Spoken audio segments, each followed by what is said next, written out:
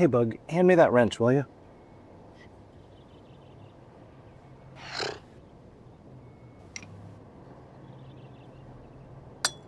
Got it.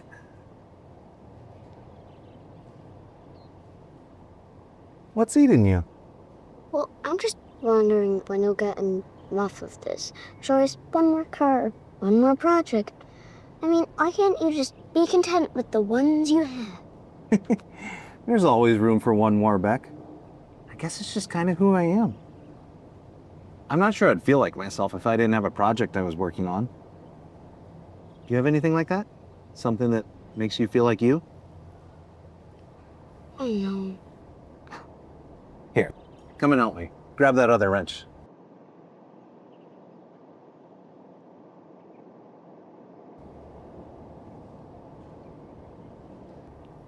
Well, I guess I feel that way when I'm sketching. Yes. I love watching you work on your art.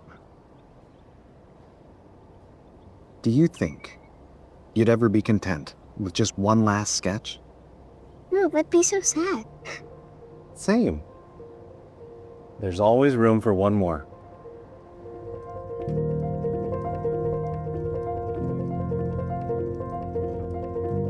Going way back, 2007, 2008, we got invited to go to ACF. And it was in a strip mall on the other end of Eagle River. And so we go into this little church inside this strip mall. And we kind of wanted to find a place where it was about the church being outside the walls of the church and being a part of a community, really, you know, and be more than just a place in a strip mall. And the new pastor had come in, Pastor Rod. He'd been there only for a couple of months. I remember my first ever elder meeting. I went in there and I asked two questions. Do we look like the community? And if we disappeared, would anybody care? And unfortunately, the answer to both of those was no.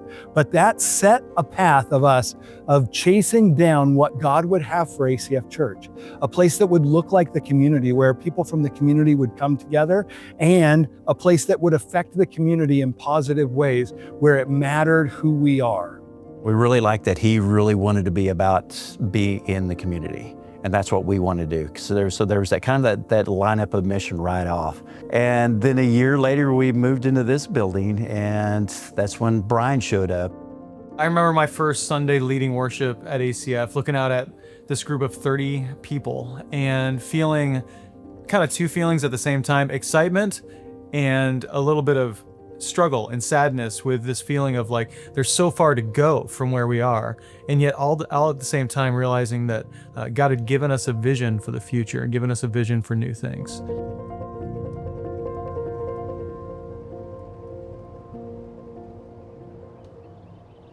Dad, why do you spend so much time trying to fix these old cars? Why not just buy something new?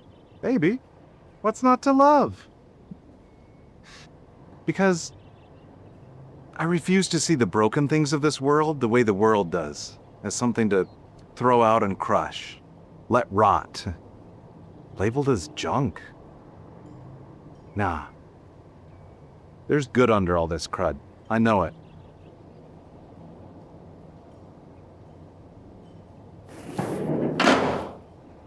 I'll not give up on her yet.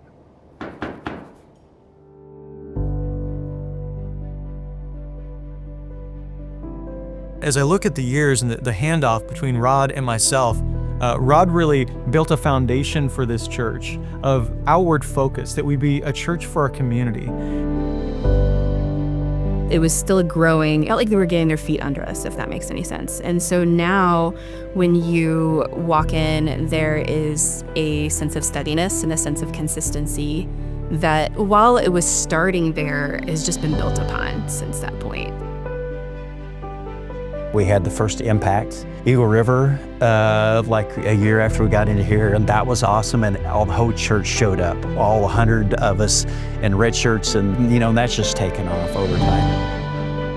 Yeah, Impact Eagle River was this idea that we would just begin to serve our community on a Sunday morning, and that was a big part of the vision was to do things on a Sunday that maybe your typical church person wouldn't. And so I love that that's actually blown up and become Impact Alaska. And now we see dozens of churches serving together every single year. It's a community collaboration that's gone beyond ACF Church, which was the vision for the entire time.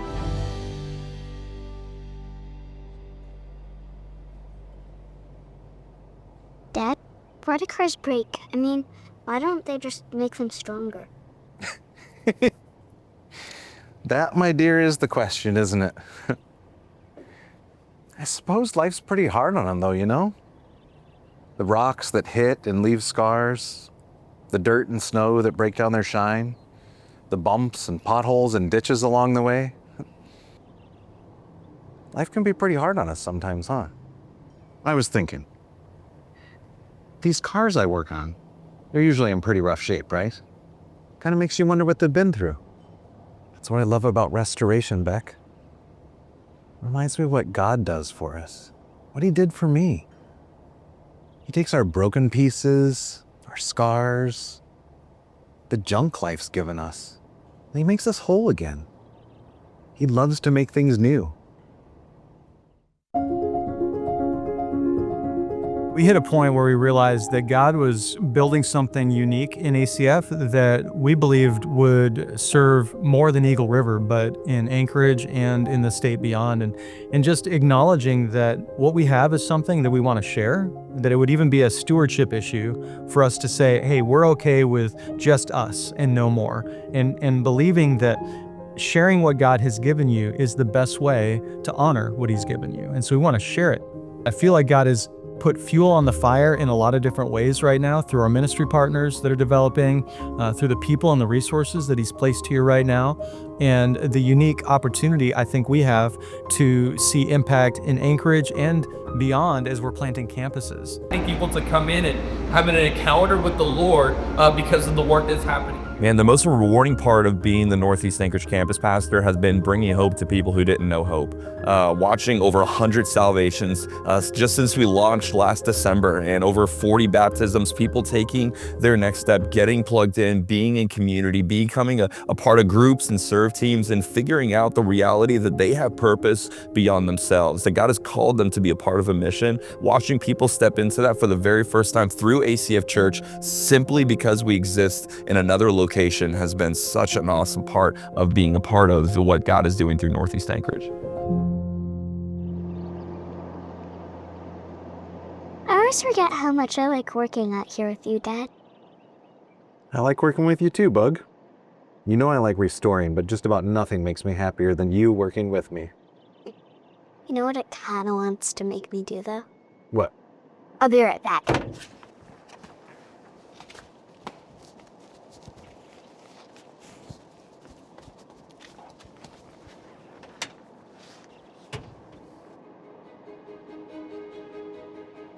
I love watching you do your thing, kid.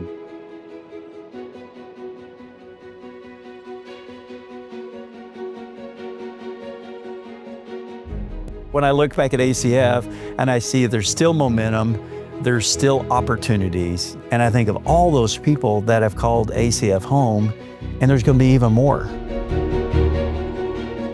I think back to those early days when I first came to ACF and how we were very much about stepping outside the walls of ACF and bringing Jesus to people in ways that, you just don't see in the local church congregations. And Restoration Life is just, it's the outflow of what started all the way back then. And I can see how God has just paved the way for that to happen. This is a discipleship journey, and I just love the reality that God cares so much about what He can do in us before what He can do through us. He's gonna move through us. We just have seen His hand over the life of our church, over our 2 campuses that we have now. His hand is going to move in and through our people. It would be such a miss if we didn't see the God that wanted to move in us.